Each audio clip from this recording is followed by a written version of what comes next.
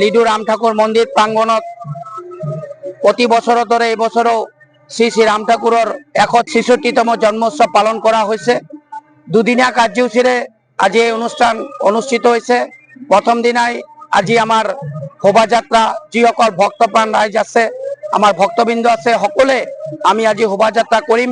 শোভাযাত্ৰাৰ পাছতে অহা কাইলে আমাৰ ৰাতিপুৱা 5 বজাৰ পৰা ইয়াত নাম কীৰ্তন আৰু 4টা দলৰ মাজত আমাৰ কীৰ্তন ৰাতিপুৱাৰ পৰা আৰম্ভ হ'ব। আবেলি আমি 6 বজাৰ লগে লগে আমাৰ মহাপ্ৰসাদৰ আয়োজন কৰা হৈছে। গতিকে আমাৰ এই মহাপ্ৰসাদ অনুষ্ঠানত সকলোৱে জাতি ভাষা ভাষী ধৰ্মৰ সকলো ৰাইজে আহি আমাৰ এই ৰাম ঠাকুৰৰ অনুষ্ঠানত আমাৰ মহাপ্ৰসাদ গ্ৰহণ কৰিবলৈ আমি সমূহ ৰাইজক, লিডুবাসী ৰাইজক আহ্বান জনাইছো। লগতে সকলোৱে শান্তিপূৰ্ণভাৱে যাতে আমাৰ এই জন্ম উৎসৱটো যাতে পালন হয়, আমি সমূহ ৰাইজৰ পৰা আশা কৰিছো।